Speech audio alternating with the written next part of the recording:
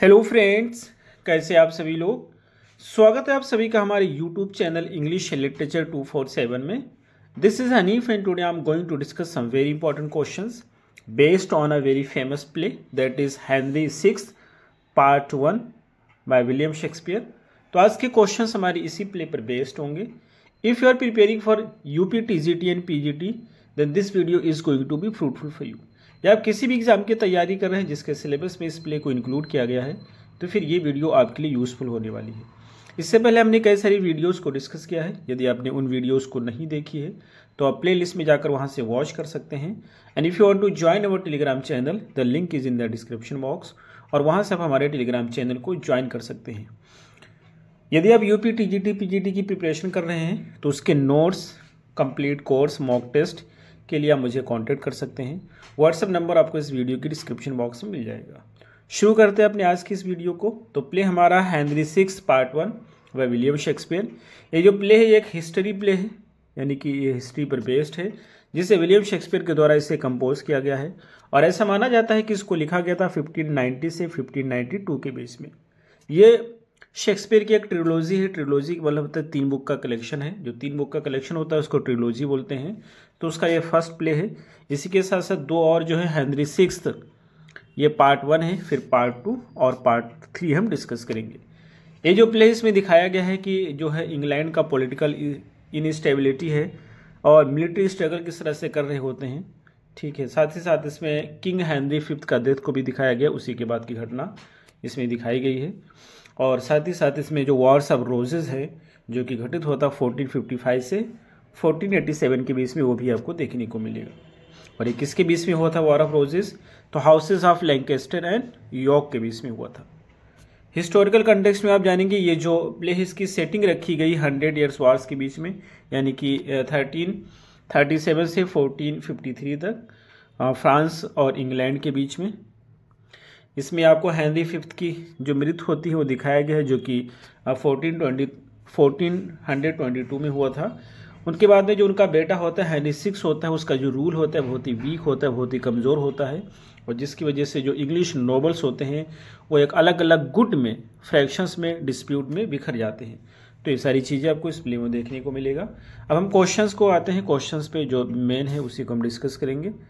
बाकी चीज़ें इसमें एक और भी देख सकते हैं आप। इसका जो सोर्स है यानी कि कहाँ से इस प्ले को लिया गया है, तो एक तो इसका है Raphael Holinshed's chronicles of England, Scotland and Ireland. दूसरा इंपॉर्टेंट पॉइंट है Edward Hall's the union of 2 noble and illustrious families of Lancaster and York. तो इंपॉर्टेंट पॉइंट है जहाँ से इसका सोर्स है, ये भी पूछा जाता है कि इसका सोर्स क्या है। तो ये 2 पॉइंट आप याद रखेंगे। और एक इम्पॉर्टेंट पॉइंट इसमें यह है कि ये जो प्ले है इसको परफॉर्म कब किया गया था, तो इसे परफॉर्म किया था 1590s में इसे परफॉर्म किया गया था रोज थिएटर पे। थिएटर का नाम है रोज थिएटर पे। इसको जो है पब्लिश किया गया था 1623 में। शेक्सपियर का जो फर्स्ट फोलियो होता है 1623 में पब्लिश होता है और तभी इसको पब्लिश किया गया था। ये फोलियो आपको जरूर पता होना चाहिए कब पब्लिश किया गया था। और कुछ लोग का ऐसा मानना है कि ये जो है नहीं, कुछ लोगों ने असिस्ट किया था इस प्ले को लिखने में। एक तो थॉमस नाश है और दूसरा क्रिस्टोफर मार्लो ने शेक्सपियर को असिस्ट किया था इस प्ले को लिखने में, जबकि कुछ स्कॉलर्स का इस पर डिबेट भी है इस चीज़ को लेकर के। आते हैं MCQs पे। ये कुछ कैरेक्टर्स हैं, फिर समरी आपको मिलेगा जो आपको नोट्स में मिल जाएगा। हमारा फर्स्ट क्वेश्चन है who is the king at the start of Henry six part 1। आपको बताना है कि जब हेनरी सिक्स पार्ट 1 की स्टार्टिंग होती है तो उसमें किंग कौन होता है। तो फर्स्ट का हमारा सही आंसर होता है बी, यानी कि king Henry six. King Henry fifth जो होता है उसका डेथ हो चुका है, तो उसका जो बेटा होता है किंग हेनरी सिक्स वो उसमें किंग होता है। Next question second, what is the primary reason for England's internal strife in Henry six part 1। आपको बताना है कि इंग्लैंड का जो इंटरनल स्ट्राइफ होता है, संघर्ष चल रहा होता है हेनरी सिक्स पार्ट 1 में, तो उसका मेन रीजन क्या होता है, क्यों ऐसा द्वंद्व चल रहा होता है इंग्लैंड में। तो सेकंड का हमारा सही आंसर होता है B, disagreement among the English nobles. जो इंग्लिश पीपल होते हैं, इंग्लिश नोबल्स होते हैं, उनके बीच में डिसएग्रीमेंट्स होता है और जिसकी वजह से इंटरनल कॉन्फ्लिक्ट चल रही होती है।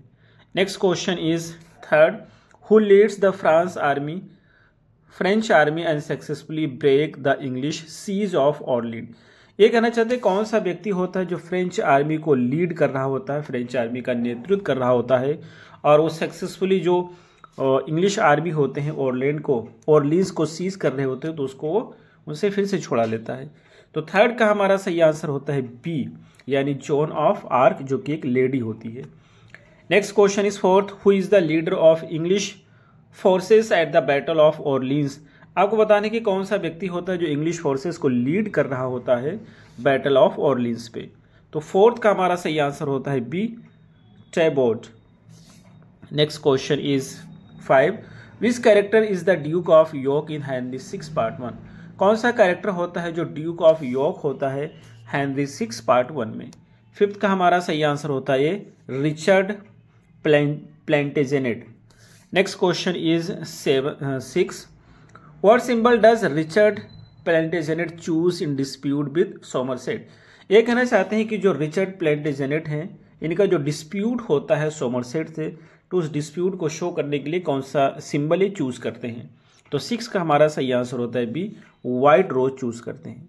Next question is 7th, what does Suffolk convince Henry 6 to do in the play. ये जो सफोक होता है ये हेनरी 6 जो कि बेटा हुआ है हेनरी 5 का और जो अभी भी किंग बना हुआ है उसको कौन सी चीज़ करने के लिए कन्विंस करता है। तो 7 का हमारा सही आंसर होता है B, Mary Margaret of Anjou, यानी कि जो अंजू की मार्गरेट है उससे शादी करने के लिए कन्विंस करता है। So B is the right answer. और इसलिए कन्विंस करता है क्योंकि इसका पहले से जान पहचान है मार्गरेट से सफोक को, तो उसके थ्रू ये पावर गेन करना चाहता है। Next question is 8th, who is Joan of Arc known as in the play. ये जो जॉन ऑफ आर्क इस प्ले में किस रूप में जानी जाती है। तो 8th का हमारा सही आंसर होता है ए, यानी कि जॉन ला पुसेल। ये जॉन ला पुसेल जो होता है वही जॉन ऑफ आर्क होती है। Next question is 6, who was executed by English for which craft in Henry 6 part 1। ये कहना चाहते हैं कौन सा व्यक्ति होता है जिसको इंग्लिश के द्वारा यानी कि अंग्रेजों के द्वारा एग्जीक्यूट किया जाता है, फांसी दे दिया जाता है जादू टोने की प्रैक्टिस के लिए, यानी कि वो ऐसा मानते हैं कि जादू टोना कर रही है। तो 9 का हमारा सही आंसर होता है B, Joan of Arc. Next question is 10, which French lord switches sides joining the English army.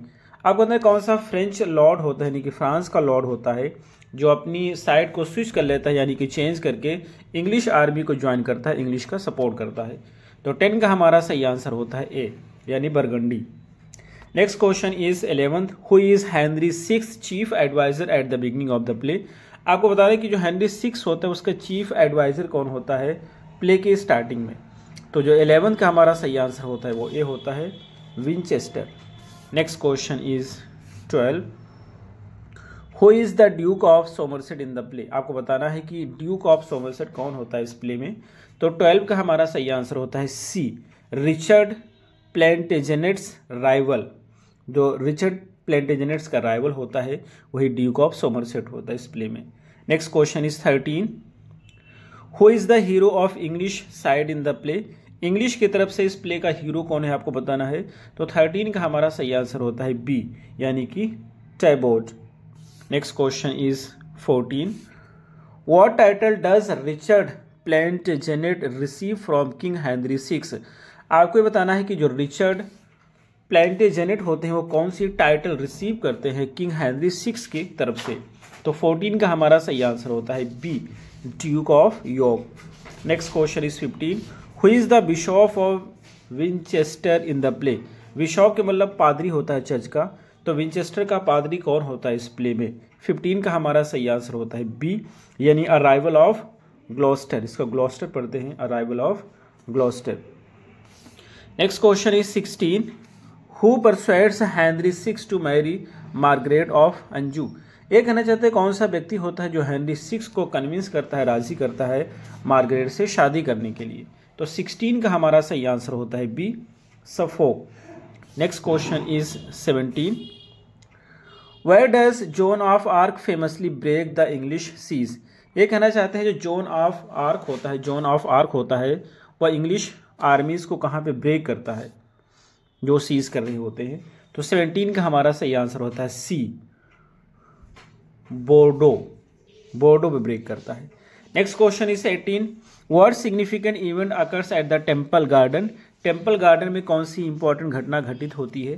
तो 18 का हमारा सही आंसर होता है सी, यानी कि a dispute between Somerset York over their claims to the throne. तो एक डिस्प्यूट होता है सोमरसेट के बीच में और यॉर्क के बीच में थ्रोन को क्लेम करने के लिए, दोनों लोग क्लेम कर रहे होते हैं। Next question is 19, who does the Duke of Gloucester serve as the protector of. Protector का मतलब ये होता है कि जिससे अभी जो किंग 6 बना हुआ है उसका बेटा बना, उसकी एज बहुत कम है, तो उसको एडवाइस देने के लिए या मेन जो डिसीजन लेने के लिए जो व्यक्ति होता है उसी को बोलते हैं प्रोटेक्टर। तो ये कहना चाहते हैं who does the Duke of Gloucester serve as the protector of. ये जो है ड्यूक ऑफ ग्लॉस्टर है, ये किसके प्रोटेक्टर के रूप में काम करता है? तो 19 का हमारा सही आंसर होता है सी, द इंग्लिश रियल्म, यानी इंग्लिश जो किंगडम होता है उसके लिए प्रोटेक्ट के रूप में काम करता है। Next question is 20, who is Suffolk in the play. इस प्ले में सफोक का क्या रोल है? तो 20 का हमारा सही आंसर होता है बी, यानी कि a noble man who arranges Henry's marriage to Margaret. एक नोबल मैन होता है जो हेनरी की मैरिज मार्गरेट से अरेंज कराता है। Next question is 21, which battle sees the death of Talbot and his son. कौन सी बैटल होती है जिसमें टैबोट और उसके बेटी की मृत्यु हो जाती है? 21 का हमारा सही आंसर होता है ये बैटल ऑफ बोर्डो। Next question is 22, who is the Henry 6 wife. आपको बताना है कि हेनरी 6 की वाइफ कौन होती है? तो 22 का हमारा सही आंसर होता है ए, यानी Margaret of Anju. Next question is 23, Where is the major conflict that what is the major conflict that leads to the war of roses in the play। ये कहना चाहते हो मेजर कॉन्फ्लिक्ट क्या होती है जिसकी वजह से वॉर ऑफ रोजेस होता है इस प्ले में? तो 23 का हमारा सही आंसर होता है B, disagreement between York and Somerset over power. York और सोमरसेट के बीच में जो डिसएग्रीमेंट होता है पावर को लेकर के, और इसी वजह से वॉर ऑफ रोजेस होता है। Next question is 24, which character is depicted as a cowardly English general who flees battle. कौन सा कैरेक्टर है जिसको बहुत ही कोवर्डली कायर रूप में दिखाया गया इस प्ले में, जो कि एक इंग्लिश जनरल होता है वो बैटल को छोड़ के भाग जाता है? तो 24 का हमारा सही आंसर है ये Fastolf. Next question is 25, which city does Suffolk and Margaret of Anjou first meet. कौन सा शहर होता है जहाँ पे सफोक और मार्गरेट सबसे पहले मिलते हैं? तो 25 का हमारा सही आंसर है बी, और ये शहर होता है रुएन इसको पढ़ते हैं। Next question is 26, who is the mayor of London in the play. इस प्ले में लंदन का मेयर कौन होता है? तो 26 का हमारा सही आंसर है B, the one who resolves conflicts in the street between Gloucester and Winchester's man. वो व्यक्ति जो कि कॉन्फ्लिक्ट या द्वंद्व को रिजॉल्व करता है जो स्ट्रीट्स पे हो रहे होते हैं ग्लॉस्टर के बीच में और विंचेस्टर्स के बीच में। Next question is 27, who is John Talbot. John Talbot कौन होता है? तो 27 का हमारा सही आंसर है ए, यानी कि the son of Talbot who fights alongside him. Talbot का बेटा होता है जो कि टैबोट के साथ में जंग में लड़ता है, वहीं पे मारा जाता है। Next question is 28, what is Joan's fate at the end of the play. Joan जो कि लेडी होती है फ्रांस की तरफ से लड़ रही होती है, उसका अंत में क्या होता है? तो 28 का हमारा सही आंसर होता है C, she marries she is burn at the stake. उसको जला दिया जाता है लास्ट में, उसका ट्रायल चलता है कि ये जो है जादू टोना करती है, और बाद में उसको जला दिया जाता है। Next question is 29, what does Margaret of Anjou do after her marriage to Henry 6। ये कहना चाहते हैं मार्गरेट ऑफ अंजू होती है वो क्या करती है उसकी शादी जब हेनरी 6 से हो जाती है? 29 का हमारा सही आंसर है ये, she attempts to control the throne through Suffolk. Suffolk के जरिए वो सल्तनत को कंट्रोल करने की कोशिश करती है। Next question is 30, who is Richard Plantagenet's uncle in the play. आपको बताना है कि रिचर्ड प्लेंटेजेनेट्स के अंकल कौन होते हैं इस प्ले में? तो 30 का हमारा सही आंसर होता है B, Mortimer. Next question is 31, where does Joan of Arc get her vision of victory from. ये जो जोन ऑफ आर्क होती है इसको अपने विजन की विक्ट्री कहाँ से मिलती है? तो 31 का हमारा सही आंसर है B, a vision from angels. Angel से इसको एक विजन आता है, एक ड्रीम आता है, उसमें ये ऐसा देखती है। Next question is 32, which character dies in a street fight between Gloucester and Winchester's man. कौन सा कैरेक्टर होता है जो स्ट्रीट फाइट में मर जाता है जब ग्लॉस्टर और विंचेस्टर मेन के बीच में जंग चल रही होती है। तो 32 का हमारा सही आंसर हो जाएगा डी यानी Salisbury. Next question is 33, who is the first to suggest that England should make peace with France. कौन सा व्यक्ति होता है सबसे पहले सजेस्ट करता है कि इंग्लैंड को फ्रांस के साथ पीस बना के रखना चाहिए। तो 33 का हमारा सही आंसर होता है सी यानी कि हेनरी 6 ऐसा बोलता है कि पीस बना के रखना चाहिए। तो C is the right answer. Next question is 34, which character is the head of English church and at odds with Gloucester. कौन सा कैरेक्टर होता है जो इंग्लिश चर्च का हेड होता है। तो 34 का हमारा सही आंसर होता है ए यानी कि Winchester. Next question is 35, what major theme does the play explore. कौन सी मेजर थीम है जिसको ये प्ले एक्सप्लोर करता है। तो 35 का हमारा सही आंसर होता है B, the consequences of internal conflict. Internal conflict के परिणाम को एक्सप्लोर करता है। Next question is 36, which character is captured by the English and put on a trial for witchcraft. कौन सा कैरेक्टर होता है जिसको इंग्लिश आर्मीज के द्वारा कैप्चर कर लिया जाता है और उसके बाद में उस पर ट्रायल चलता है कोर्ट में कि ये जादू टोना करती है। तो 36 का हमारा सही आंसर होता है बी, जोन ऑफ आर्क, जो फ्रांस की तरफ से लड़ रही होती है। Next question is 37, what is Henry 6 main struggle in the play. आपको बताना है कि हेनरी 6 का मेन स्ट्रगल क्या होता है इस प्ले में।